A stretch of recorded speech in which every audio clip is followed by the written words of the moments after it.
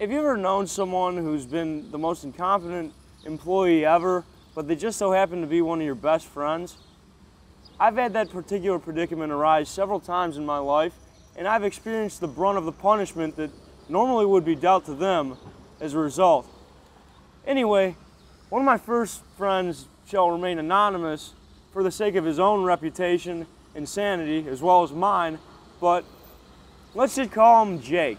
Let's just call him Jake Bad, to be lame and have the most vague and absolutely nondescript definition or name you can possibly throw out there. Well, anyway, this Jake Bad character was really only good at one thing when it came to jobs: losing them. As a matter of fact, if you could hire somebody to be a job or management job tolerance tester, he would be absolutely great for the HR department. If you could create someone whose sole purpose was to see how long it would take them to do as many wrong things as possible and get fired, then this guy would be perfect for the bill. This guy would be right up the alley for that type of gig. Pretty much what I'm trying to say is if you could find somebody that would literally go to any job and see how long it would take for him to do everything wrong and get fired, this guy would be perfect. But long story short, let's just get to what this guy used to do. Now, this guy happens to be a great friend of mine, and I don't have any disrespect or hatred for him, but to be honest with you, no one with any sense should ever hire him. And let's cut to the chase. I remember when he worked at a certain deeper discount retail establishment with me for a duration of about 4 months. He would periodically show up stoned, and he could never count the money as a result. Not only that, but he was really rude to the customers. I recall he would contrive excuses or make up excuses or reasons why he was so much of a failure at his job, and he really wouldn't even be able to substantiate them. I remember one time a lady came through his line and he tried to act like he was a poor, impoverished inner city youth that had about 5 or 6 kids to take care of, and that's why he was late for his job and that's why he was stressed out. He gave the lady the wrong change, crushed her eggs, and then he told her, "No, woman, you gotta listen to me. I've got 6 kids at home." Okay, when you change the number, that's kind of bad. But he said he had 5 or 6 kids at home and he needed to take care of them and he had to catch the bus to work.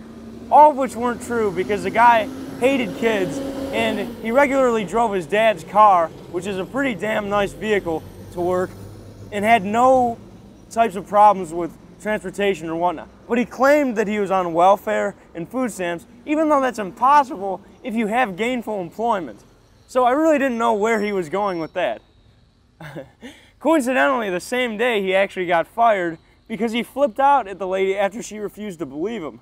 What was pretty funny about that is he went over the top, flipped out, took his badge off of his chest, went up to the manager, and in the most childish and rebellious way possible said, "I don't need this fucking job anymore.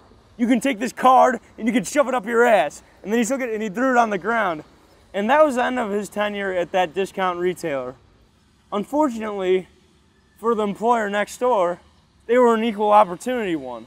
So what he did was he applied for their job. It was at a pet store. And if there's anyone who was self-righteous about dogs and wanted to make egregious recommendations about what types of pets people should buy, it was my friend Jake Bad. He's a fan of larger dogs, Akitas, Rottweilers, German Shepherds, and especially Doberman Pinschers. And every time anyone would come into the store with any type of dog that was demonstrative of weakness or emblematic of being a lap dog or a toy type, he would take it upon himself to insult the customer and their dog and say that they were pussy asses, which was a great thing because customer service is the #1 priority in any store, right? But that's neither here nor there. I guess he showed up to work. Oh, he definitely showed up to work. As a matter of fact, I remember around the Christmas season, he showed up to work and he was obligated to dress up as Santa Claus. Now, I don't even want to imagine this guy's Santa Claus because he's everything but the stereotypical benevolent ho-hoing greeter. If anything, he's the most condescending douchebag you can think of, unless he happens to know you and respect you. And I don't know how I came across that set of sentiments. But this store happened to be one of those places that actually carries rats. Why does it carry rats? Why did it carry mice? Whatever the hell this beast was. Because of the fact that they're fed to snakes. And he was petting a rat. He had his Santa Claus suit on, and he was interacting with some customers and some coworkers, and he was having a very cordial, joyful, good time. But all of a sudden, this small vermin decided to bite him. And he didn't like that. So in front of customers, already dressed up in a Santa Claus uniform, this guy, who I love, I mean, he's the most entertaining individual I know, and he's the most interesting person I know in my life, besides some other weird cats that I've happened to meet. But anyway, he took this mouse, and not only did he choke it with his index finger and start to crush its head with his fucking thumb, but he took the mouse, I believe it was a mouse, it might have been a rat, whatever it was, it grossed out the customers what he did, and he threw it against the ground as hard as he could in front of, like I said, patrons and people that were supposed to be doing labors at the job. Now, I don't know how the manager never found out about this, but the coworkers were probably intimidated by a guy who really had no mercy for a helpless creature. So, the next time you see a Santa Claus at a pet store, don't think that they don't have a killer instinct, because they might actually want to do some bodily harm to you if you bite them or frustrate them enough, especially if you're a mouse or a rat or whatever it was.